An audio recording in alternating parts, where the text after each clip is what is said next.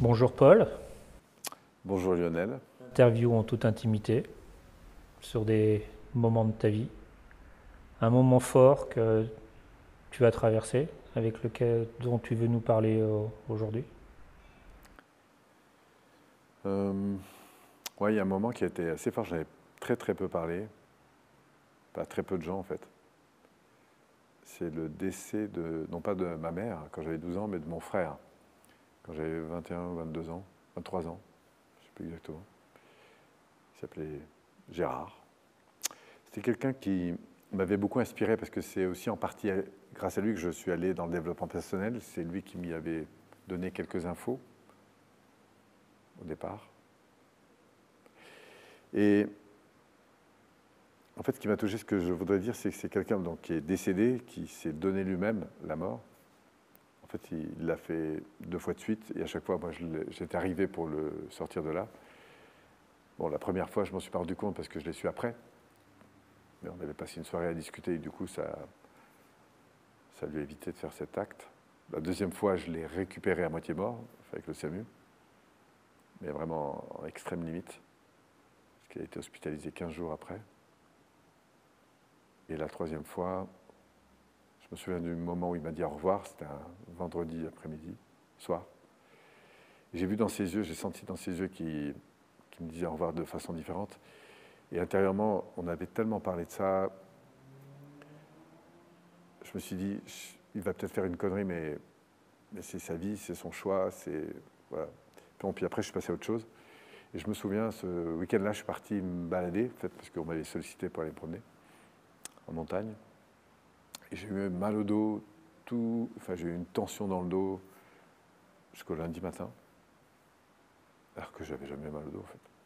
Et le lundi matin, mon frère devait intervenir dans le sud de la France, et le gars qui le faisait intervenir m'appelle, puisqu'il me connaissait dans le cadre d'un réseau, il me dit écoute, ton frère on l'a pas vu.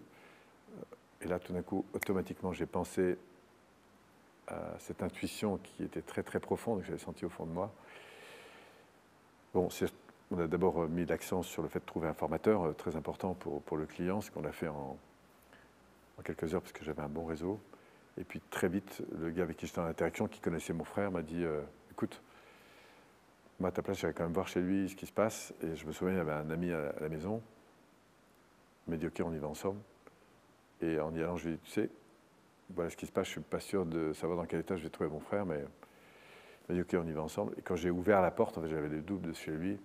Là, j'ai senti, j'avais le poil dressé comme ça. Et c'était très fort d'arriver dans cet appartement, de passer d'une salle à l'autre. En plus, moi, j'avais eu déjà des antécédents quand je l'avais trouvé, donc j'avais des ancrages qui étaient particulièrement puissants. Jusqu'au moment où j'ai ouvert la dernière porte de la dernière chambre, je l'ai trouvé décédé par terre. Il avait doublé de volume, puis il y avait un paperboard, il y avait un mot pour ses enfants.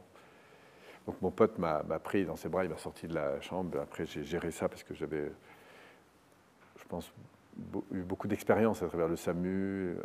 Donc j'ai géré ça très zen, quoi. En fait, j'ai appelé mon frère aîné, le policier est venu, tout le monde est venu, enfin bref. Puis après, je suis monté à Paris parce que l'après-midi même, je prenais un TGV pour intervenir. J'ai géré ma semaine. Et en fin de semaine, quoi, j'ai pris du temps pour moi et ça a été l'occasion après de me libérer. Et je parle de ça parce que c'était un moment qui était fort. En plus, ça a eu des conséquences très importantes pour moi dans ma vie, économiquement et tout ça, parce que je m'étais engagé avec lui sur des projets forts. Mais le fait d'accepter, je crois que c'est ça le message fort, c'est d'avoir accepté son choix. On en avait beaucoup parlé, j'aurais souhaité que ça se passe autrement, vis-à-vis de sa famille, bien sûr, de ses enfants, bien sûr, et puis de tas d'autres choses qui nous liaient, mais d'accepter. Et aujourd'hui, je vais même plus loin, c'est d'avoir de la gratitude, en fait, pour ce qui m'a appris, même si ça a eu des très lourdes conséquences. Voilà. Et aujourd'hui, je ressens de la gratitude, en fait, pour ça. Merci de partager ce moment-là avec nous. Donc le message, si je peux me permettre positif pour toi de cette période, c'est de la gratitude. C'est quoi exactement? Si on avait C'est que passer la peur, la tristesse, la colère, enfin tout ça quoi. Mais derrière, c'est reconnaître l'autre dans son droit de faire de sa vie ce qu'il choisit d'en faire en fait. Et que tout est parfait. Et ça t'anime toujours aujourd'hui? Je pense que ça a beaucoup joué sur mon droit à la différence. Et donc le droit à l'autre et à chacun sa différence. Que ce soit de grandir ou de se détruire. Merci.